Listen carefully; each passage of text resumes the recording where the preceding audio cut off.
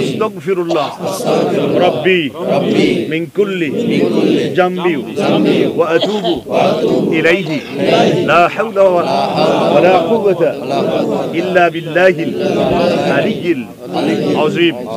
আস্তাগফিরুল্লাহ রাব্বি মিন কুল্লি জামবি ওয়া আতুবু ইলাইহি লা হাওলা ওয়ালা কুওয়াতা ইল্লা বিল্লাহিল আলিয়্যিল আযীম। আলহামদুলিল্লাহ রাব্বিল আলামিন আর রহমানির রহিম মালিকি ইয়াউমিদ্দিন ইয়্যাকা না'বুদু ওয়া ইয়্যাকা নাস্তাঈন ইহদিনাস সিরাতাল মুস্তাকিম সিরাতাল লাযীনা আন'আমতা আলাইহিম গায়রিল মাগদুবি আলাইহিম ওয়ালাদ-দাল্লিন। আজকে অতিবৃষ্টি অনাবৃষ্টি হওয়ার পেছনে কারণটা কি? তার অনেকগুলো কারণ হয়। তার মধ্যে একটি হচ্ছে জাকাত ব্যবস্থা, জাকাত প্রদানে অস্বীকৃতি জানানো।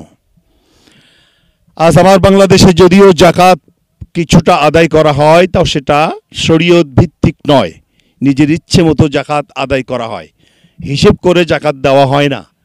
অনেক সময় জাকাতের আলাদা শাড়ি কিনতে পাওয়া যায়, জাকাতের আলাদা লুঙ্গি কিনতে পাওয়া যায়, যেটা ইসলাম কখনোই সাপোর্ট করে না। জাকাত যখন লেনদেন, জাকাতের প্রথা যখন বন্ধ হয়ে যায়, তখন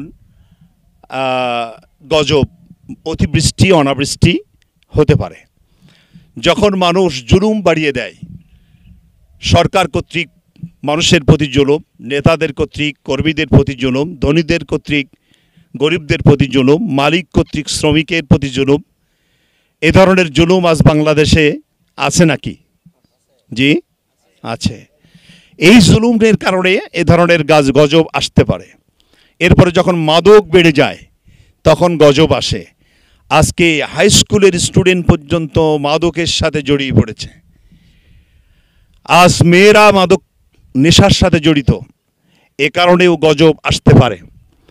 এ ধরনের অনেকগুলো, বিশেষ করে ব্যভিচার যখন ছড়িয়ে পড়ে, তখনও গজব এভাবে আসে। এই জন্য এগুলো সবই আমাদের হাতের কামায়। আজ আমরা আল্লাহর কাছেই চাইব, কারণ তিনিই আমাদেরকে দিতে পারেন। এই যে তীব্র রোদের মধ্যে আসলে আজকের নামাজটা এরকমই হয়। ছোট ছোট বাচ্চারা রয়েছেন, বৃদ্ধ মানুষ এসেছেন। এই নামাজে মেয়েদের আসার কথাও বলা হয়েছে। এরপরে গৃহপালিত পশু, এগুলোও নিয়ে আসার কথা বলা হয়েছে, যেন আল্লাহ রাব্বুল আলামিন এই পশু পক্ষীগুলোর দিকে তাকিয়ে, ছোট ছোট বাচ্চা বৃদ্ধ মানুষগুলোর দিকে তাকিয়ে আল্লাহ যেন আমাদের প্রতি রহম করেন।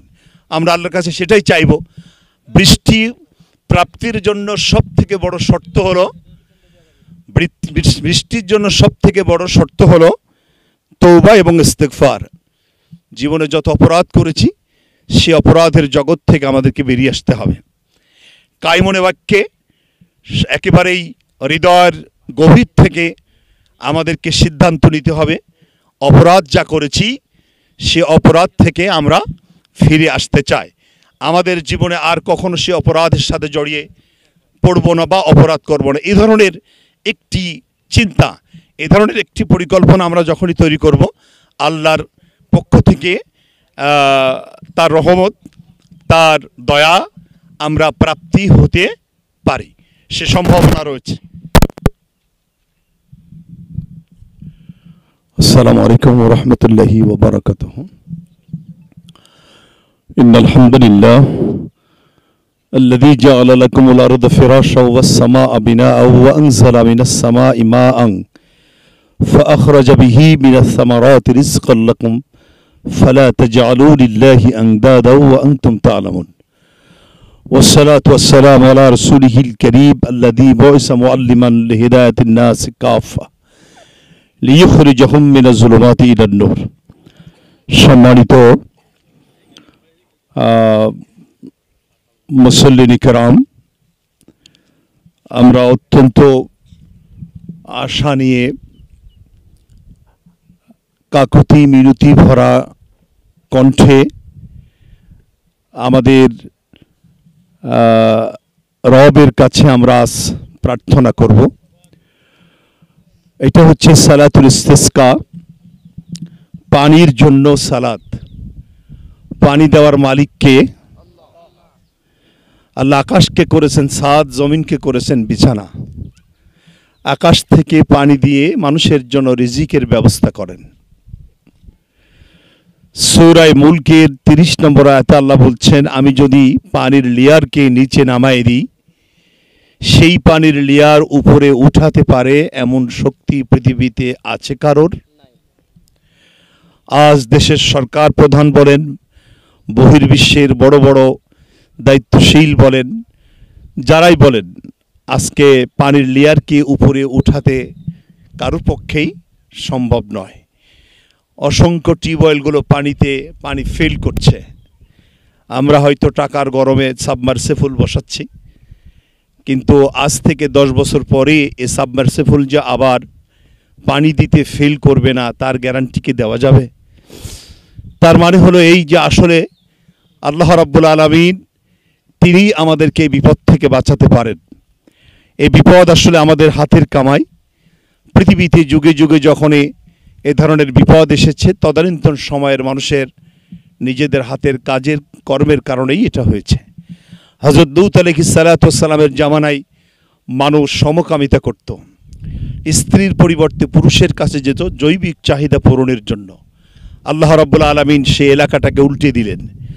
আজ বাংলাদেশে সমকামিতা হচ্ছে, গোটা বিশ্বের ইউরোপ আমেরিকাতে সমকামিতা হচ্ছে। বাংলাদেশের ঢাকা বিশ্ববিদ্যালয় থেকে লেখাপড়া করে সমকামিতার জন্য মিছিল করা হচ্ছে। এগুলো হচ্ছে সব গজবের কারণ। হযরত মূসা আলাইহিস সালামের সময় নীল দরিয়ায় ডুবিয়ে মারলেন ফেরাউনকে, কারণ তিনি ছিলেন খোদাদ্রোহী। হযরত দাউদ আলাইহিস সালামের সময় মানুষকে ব্যাং দিয়ে, উকুন দিয়ে, রক্ত দিয়ে আল্লাহ তাআলা শেষ করে দিলেন বা গজব দিলেন।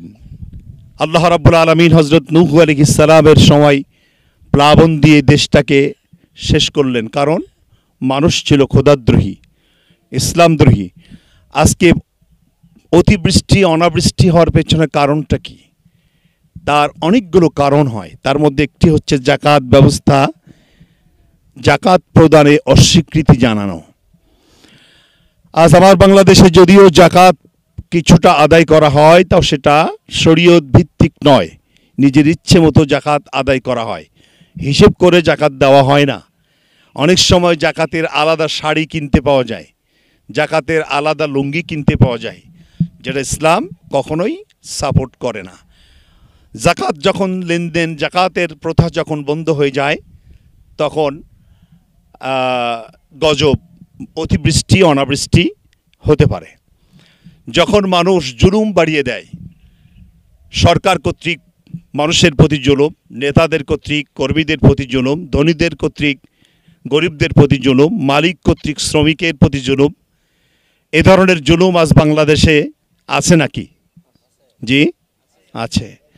এই জুলুমের কারণে এ ধরনের গজব আসতে পারে। এরপরে যখন মাদক বেড়ে যায় তখন গজব আসে। আজকে হাই স্কুলের স্টুডেন্ট পর্যন্ত মাদকের সাথে জড়িয়ে পড়েছে। আজ মেয়েরা মাদক নেশার সাথে জড়িত, এ কারণেও গজব আসতে পারে। এ ধরনের অনেকগুলো, বিশেষ করে ব্যভিচার যখন ছড়িয়ে পড়ে তখনও গজব এভাবে আসে। এই জন্য এগুলো সবই আমাদের হাতের কামায়। আজ আমরা আল্লাহর কাছেই চাইব, কারণ তিনিই আমাদেরকে দিতে পারেন। এই যে তীব্র রোদের মধ্যে আসলে আজকের নামাজটা এরকমই হয়। ছোট ছোট বাচ্চারা রয়েছেন, বৃদ্ধ মানুষ এসেছেন। এই নামাজে মেয়েদের আসার কথাও বলা হয়েছে।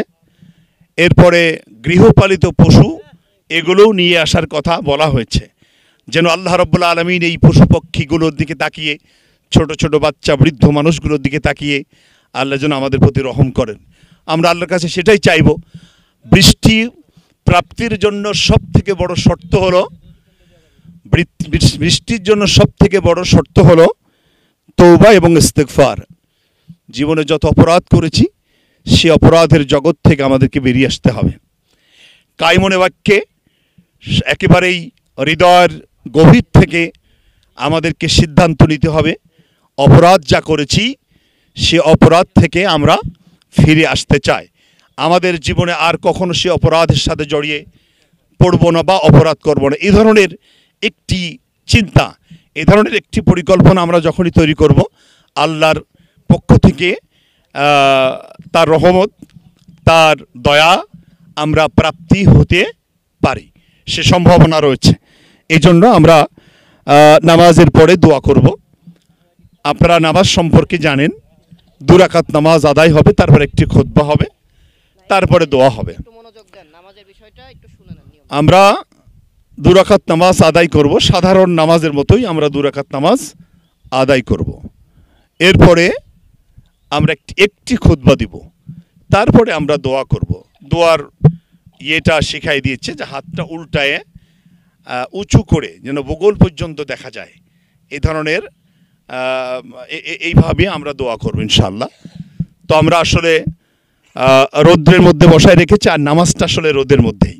আপনি কষ্ট পাবেন, ঘর্মাক্ত হবেন, সমস্ত শরীর ভিজে যাবে, আপনি অসুস্থতা বোধ করবেন, কষ্টের মধ্যে থাকবেন, অনেক কষ্ট পাবেন, তারপরেও আপনি আল্লাহর কাছে এই রৌদ্রের মধ্যেই চাইবেন। আর এটাই হচ্ছে এই নামাজের নিয়ম, আর এইভাবেই আল্লাহর দয়া পাওয়া যেতে পারে।